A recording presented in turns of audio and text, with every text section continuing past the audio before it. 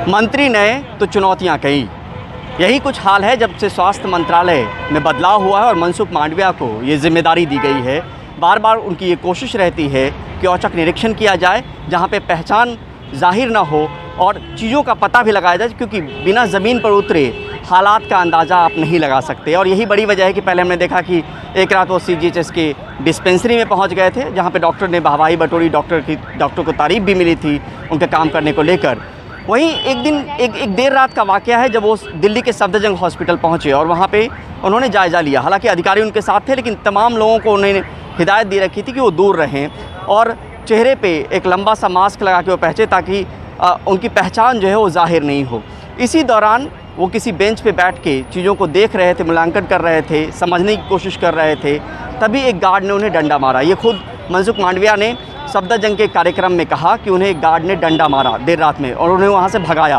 फिर उन्होंने जिक्र किया कि एक बूढ़ी औरत करीब 75 साल की थी, वो अपने बेटे के लिए स्ट्रेचर ढूंढ रही थी, लेकिन उसकी कोई मदद नहीं कर रहा था, तो वो उसके साथ भी हो लिए, डॉक्टर के पास भी गए, स्ट्रेचर मिलने में बहुत मुश्किल हुई, तो गार्ड ने भी वहाँ पे कोई मदद नहीं की।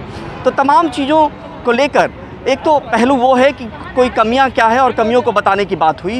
दूसरी तरफ उन्होंने खूबियां भी गिनवाई कि कोरोना काल में किस तरीके से डॉक्टर मददगार बनकर सामने में निकले हैं। लेकिन खामियों को लेकर ये उन्होंने साफ तौर पे कहा कि करीब 12-13 से ज़्यादा कमियां जो हैं उन्हें उस रात में देखने को मिली, जब 2 घंटे का वक्त उन्होंने सफदरजंग हॉस्पिटल में गुजारा और उसमें जगह जगह उनको कमियाँ मिली। फिर उसके बाद हेड ऑफ डिपार्टमेंट से उन्होंने मुलाकात की, चीज़ों को बताया। हालाँकि इस मामले में किसी को सस्पेंड नहीं किया गया, किसी के खिलाफ कोई कार्रवाई नहीं की गई, क्योंकि उन्होंने सीधे तौर पे इस बात को लेकर माना है कि वो व्यवस्था परिवर्तन चाहते हैं। और यही बड़ी वजह है कि कई जगहों से ये खबरें आई कि उन्होंने भी इस बात को माना सफदरजंग के कार्यक्रम में कि प्रधानमंत्री मोदी को भी उन्होंने इस बात के बारे में बताया कि जब वो औचक निरीक्षण करने गए सफदरजंग हॉस्पिटल देर रात, तो उनको एक गार्ड ने डंडा मारा। तो प्रधानमंत्री ने पूछा क्या आपने उनको सस्पेंड किया, तो उन्होंने कहा कि मुझे व्यवस्था बदलनी है। तो व्यवस्था के बदलाव को लेकर उन्होंने किसी को सस्पेंड नहीं किया। कमियां खामियां बहुत सारी नज़र आई, लेकिन सस्पेंशन किसी का नहीं हुआ। लेकिन हिदायत ज़रूर दी गई कि इस व्यवस्था को परिवर्तन करना चाहिए, इस व्यवस्था को बदलने की ज़रूरत है।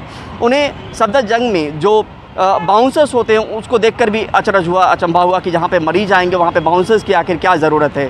फिर पुराने दिनों के वाक़या को बताया गया कि बाउंसर्स की ज़रूरत पड़ती है, क्योंकि कई दिन मारपीट की घटना जो है डॉक्टरों के साथ होती रहती है। लेकिन ये सीधे तौर पे निर्देश दिया गया कि जो भी कमियां खामियां हैं उसको दूर करने की कोशिश की जाए। और इसी सिलसिले में वो लगातार जो हैं वो कहीं ना कहीं औचक निरीक्षण करने पहुंच रहे हैं। लेकिन यहाँ पर ये भी समझना बहुत मुनासिब है कि रोज़ाना औचक निरीक्षण बहुत मुमकिन नहीं है। ऐसे में डॉक्टरों को या एडमिनिस्ट्रेशन को कॉन्फिडेंस में लेना बहुत ज़रूरी है, ताकि जो बदलाव हैं, ज़मीनी कमियां जो हैं उसको अगर बदलाव की जा सके तो बदलाव मुमकिन हो सके। और यही बड़ी वजह है कि उन्होंने सिर्फ हिदायत दी, किसी को सस्पेंड नहीं किया, लेकिन औचक निरीक्षण के दौरान करीब 2 घंटे सफदरजंग में गुजारे। एक गार्ड ने डंडा मारा, गार्ड जो है किस तरीके से मरीजों की मदद को लेकर आगे नहीं आते हैं, ये तमाम चीज़ें उनको सामने में दिखी।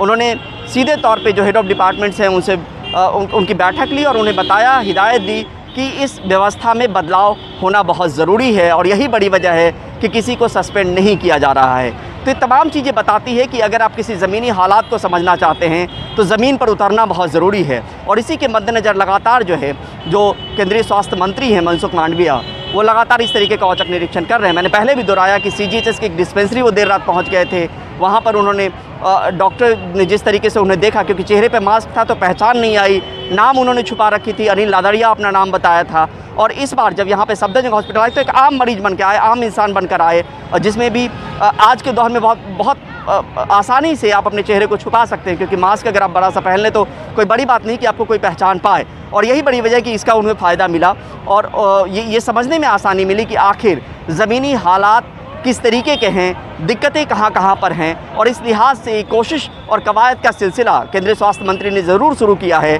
कि किसी तरीके से हालात बदले, जो कमियां हैं वो दूर हों। और यही बड़ी वजह है कि इस तरीके के औचक निरीक्षण लगातार किए जा रहे हैं, बार बार किए जा रहे हैं, ये बताने के लिए कि आप पर नज़र और निगरानी है किसी की, और आप व्यवस्था में अगर कोई कमी है तो उसको दूर कीजिए। और हम भी यही समझेंगे कि जो आम लोग हैं उनको किसी तरीके का आने वाले वक्त में बदलाव भी दिखे, क्योंकि औचक निरीक्षण के मायने और मतलब तभी हैं जब हालात को समझने के बाद उसमें बदलाव लाया जा सके। और एक आम मरीज यही चाहता है कि अस्पताल जब पहुँचे तो आसानी से उसका इलाज हो, व्यवहार जो हो गार्ड्स का या डॉक्टर्स का वो बेहतर हो और उनका इलाज जो है जल्द से जल्द मिले। और इसी की कोशिश जो है वो केंद्रीय स्वास्थ्य मंत्री की तरफ से की जा रही है। तो यहाँ पर ये मानकर चलना चाहिए कि जब ज़मीन पर नेता उतरते हैं तो हालात का पता भी लगता है और उसमें बदलाव भी मुमकिन है। नई दिल्ली से परिमल कुमार, NDTV इंडिया।